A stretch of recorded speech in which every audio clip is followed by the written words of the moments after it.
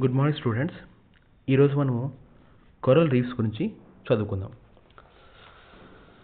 పాలిపులు కొరకీపోవడం వలన ప్రవాళ సన్నివేశాలు అవిరామంగా పరిమాణంలో పెరిగి తరచూ విస్తృతమైనటువంటి నిక్షేపాలను ఏర్పరుస్తాయి. వీటిని ప్రవాళ అవరోధాలు అని అంటారు. వేలాండ్ వాన్ 1917 ఈయన ప్రకారము ఎవరి ప్రకారము వేలాండ్ వాన్ ఈయన శాస్త్రవేత్త వేలాండ్ వాన్ ఈయన ఏ సంవత్సరంలో చెప్పాడు? 1917 సంవత్సరంలో సముద్ర నీటి జీవులు ముఖ్యంగా ప్రవాళముల చర్య వలన సముద్ర నీటి ఉపరితలానికి దగ్గరగా ఉన్నటువంటి ఉపరితలములు కల సున్నపు రాయి లేక కాల్షియం కార్బోనేట్ గట్టు లేక దిబ్బను ప్రవాళ అవరోధంను నిర్వచించవచ్చు. ఇందుకు చెప్పిన ప్రవాళం అంటే కాల్షియం కార్బోనేట్ను విడుదల చేస్తూ, అంటే నిరంతరం కాల్షియం కార్బోనేట్ విడుదల చేయడం వల్ల అవి ఏం చేస్తాయంటే పైవైపుకు, తర్వాత చుట్టుపక్కలంతా కూడా అవి ఏం చేస్తాయంటే 5 మీటర్ల నుంచి 25 మీటర్ల వరకు అవి ఏం చేస్తాయంటే అవి విస్తృతంగా తన యొక్క పరిమాణాన్ని పెంచుకుంటాయని చెప్పినా కదా. అలాగే ప్రవాళాలు అంటే ఏంటి? సముద్ర తీరానికి ఉపరితలానికి మనకేంటంటే ఒక గట్టులాగా లేదా ఒక దిబ్బలాగా ఏం చేస్తాయంటే కాల్షియం కార్బోనేట్ను గట్టులాగా దిబ్బలాగా ప్రవాళాలను ఏర్పరచుకుంటాయి. వీటిని ఏమంటాము? ప్రవాళ అవరోధాలు అంటాం. ప్రవాళ అవరోధం నిర్మించే ప్రవాళాలకు వెచ్చటి పరిశుద్ధమైన లోతు తక్కువ నీరు కావాలి. ఇవి 29 డిగ్రీ సెంటీగ్రేడ్ నుంచి 33 డిగ్రీ సెంటీగ్రేడ్ల మధ్య ఉష్ణోగ్రతలో అభివృద్ధి చెందుతాయి. అందుచేత ఇవి ఉష్ణమండల జలాలకు పరిమితమైనవి. సామాన్యంగా ప్రవాళ అవరోధాలు ఏర్పరచడానికి 2 ప్రాంతాలు కనిపిస్తాయి. ఒకటి బెర్ముడా, బహుమని, వెస్టిండీస్ లను కలుపుకొని కరేబియన్ జలాలు, రెండవది ఇండో పసిఫిక్ జలాలు తూర్పు ఆఫ్రికా తీరము నుండి హిందూ మహాసముద్ర జలముల మరియు హవాయి వరకు పశ్చిమ పసిఫిక్ జలాలు యథార్థంగా ఆస్ట్రేలియాకు ఉత్తర తూర్పున కలిగినటువంటి పసిఫిక్ సముద్రానికి ప్రవాళ సముద్రం అని కూడా అంటారు. అమెరికా పశ్చిమ తీరాల్లో శీతల నీటి ప్రవాహం వలన ప్రవాళ అవరోధాలు ఏర్పడవు. సాధారణంగా ప్రవాళ అవరోధాలు ఏర్పడాలంటే ఎంత కావాలి? 29 డిగ్రీ సెంటీగ్రేడ్ నుంచి 33 డిగ్రీ సెంటీగ్రేడ్ల మధ్య ఆ వేడి అనేది అవసరం. సాధారణంగా ప్రవాళ అవరోధాలు ఒడ్డు నుంచి సముద్రంలో కొంత దూరం వరకు వ్యాపించి ఉంటాయి. ఒడ్డుకు దూరంగా కెరటాలకు తాకిడికి గురైన ప్రవాళ అవరోధాల అంచు రీఫ్ ఎడ్జ్ లేదా రీఫ్ ఫ్రంట్ అని అంటారు. బయటి అంచుకు వెనుకగా సముద్రం అడుగు దారి తీసే నిట్రమైన వాలు అంటే స్టీప్ స్లోప్ ఉంటుంది. ప్రవాళాలు ఈ వాల మీద పెరుగుతాయి. రీఫ్ గట్టుకు ఒడ్డుకు మధ్య గల ప్రాంతం కొద్దిగా దిగువగా దాదాపు బల్లపరుపుగా ఉంటుంది. దీన్ని రీఫ్ ఫ్లాట్ అంటారు లేదా సీవర్డ్ ఫ్లాట్ అని అంటారు. ఇది లోతుగా విశాలంగా ఉన్నచో దీనిని సరస్సు లేక కయ్య అని అంటారు. అయితే ఇక్కడ చూడండి, మనకు ఈ స్క్రీన్లో చూపిస్తున్నట్టుగా ఎన్ని రకాలు ఉంటాయి రీఫ్స్ అంటే మనకు 3 రకాల రీఫ్స్ ఉంటాయి. మనం చూడండి, ఫస్ట్ ఫ్రింజింగ్ రీఫ్స్. ఇవి అతి తక్కువ వయసులో గల అవరోధాలు. ఇవి లోతు తక్కువ నీటిలో పెరుగుతాయి. ఒడ్డు నుంచి సముద్ర తీరంలో సుమారు 400 మీటర్ల దూరం వరకు, అంటే సముద్రం ఒడ్డు నుంచి సముద్రం లోపలికి ఎంతవరకు పెరుగుతాయి అంటే 400 మీటర్ల దూరం వరకు వ్యాపిస్తాయి. రీఫ్ ఎడ్జ్ వద్ద ప్రవాళాల పెరుగుదల చాలా చురుకుగా జరుగుతుంది. రీఫ్ ఫ్లాట్ లోతు తక్కువగా చిన్న పడవలు ప్రయాణించడానికి వీలుగా ఉంటుంది. సముద్ర కెరటాలు పోటు తగ్గినప్పుడు బయటపడుతుంది. దీనిలో ఎక్కువగా ప్రవాళపు ఇసుక, బురద, సజీవ ప్రవాళ సన్నివేశాలు, ఇతర జంతువులు కూడా ఉంటాయి. ఈస్ట్ ఇండీస్ ఫ్రింజింగ్ రీఫ్లు చాలా సామాన్యంగా ఉంటాయి. తర్వాత బ్యారియర్ రీఫ్ రెండో చూడండి. సో సీవర్డ్ ఫ్లాట్ లేదా గోయింగ్ సేఫ్ లను కలిగి ఉండడంలో ఇవి ఫ్రింజింగ్ రీఫ్ను పోలి ఉంటాయి. కానీ ఇవి 800 మీటర్ల నుంచి అనేక కిలోమీటర్ల వరకు సీవర్డ్ ఫ్లాట్కు వ్యాపించి ఉంటాయి. అదే ఉంది ఫ్రింజింగ్ రీఫ్స్ అంటే సముద్రం ఒడ్డు నుంచి 400 మీటర్ల లోపుకు ఏముంటాయి? ఫ్రింజింగ్ రీఫ్స్ ఉంటాయి. అలాగే 800 మీటర్ల నుంచి అనేక కిలోమీటర్ల వరకు ఏం వ్యాపించి ఉంటాయంటే బ్యారియర్ రీఫ్లు ఉంటాయి.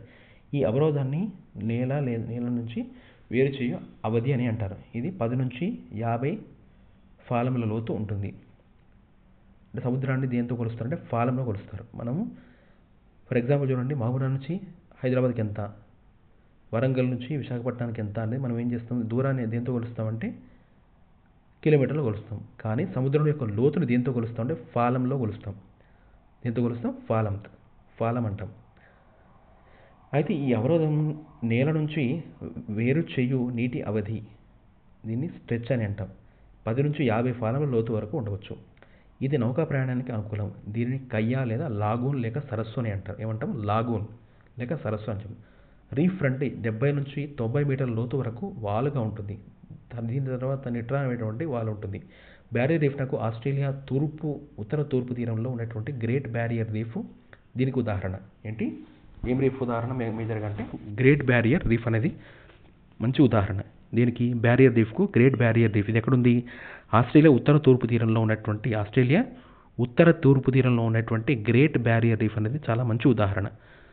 దీనికి బ్యారియర్ రీఫ్కు ఇది ఒడ్డు నుంచి 150 కిలోమీటర్ల దూరంలో 2000 కిలోమీటర్ల పొడవునా ఉంటుంది. ఎంతవరకు ఉంటుంది సముద్రంలో?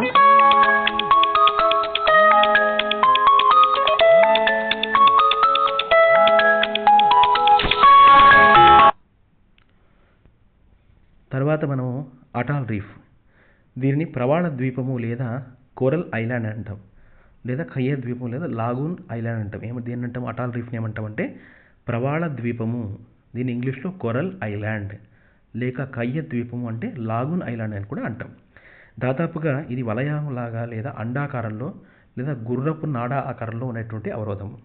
ఇక్కడ చూస్తున్నది అటాల్ రీఫ్, ఇది చివరిది, ఇది అటాల్ రీఫ్. అటాల్ రీఫ్ అనేది ఇది. ఓకే, ఫస్ట్ ఏంటి? ఫ్రింజింగ్ రీఫ్ చెప్పుకున్నాం, నెక్స్ట్ బ్యారియర్ రీఫ్ గురించి చెప్పుకున్నాం, తర్వాత ఇప్పుడు అటాల్ రీఫ్ గురించి మనం చూద్దాం.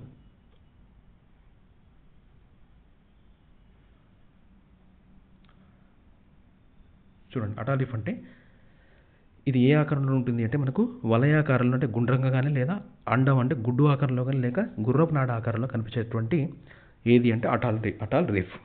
దీనిలో 80 నుంచి 90 కిలోమీటర్ల వెడల్పు గల కయ్య ఉంటుంది. లాగూన్లో ద్వీపం ఏదీ ఉండదు. ఇది సంపూర్ణంగా కానీ లేదా అసంపూర్ణంగా కానీ లేదా అనేక కాలువలతో కానీ ఉండవచ్చు. ఈ కాలువలలో కొన్ని మాత్రమే నౌకా ప్రయాణానికి ఉపయోగపడతాయి. బయట వైపున అవరోధం నిట్రముగా సముద్రం లోతులోనికి వాలుతుంది. అటాల్లకు హిందూ మహాసముద్రంలో లక్షద్వీపములు, మాల్దీవులు ఉదాహరణలు. హైడ్రోజన్ బాంబుల ప్రయోగాలకు ప్రసిద్ధి చెందినటువంటి bikini at all reef at all Pacific సముద్రంలో ఉంది. ఏంటి?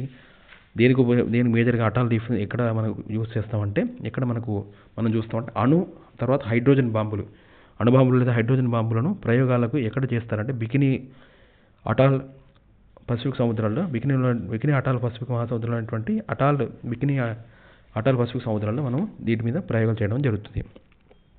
అయితే ఇక్కడ చూడండి, ప్రవాళ అవరోధాలు ఏర్పడు విధానంగా మనం సిద్ధాంతాలు ఉన్నాయి.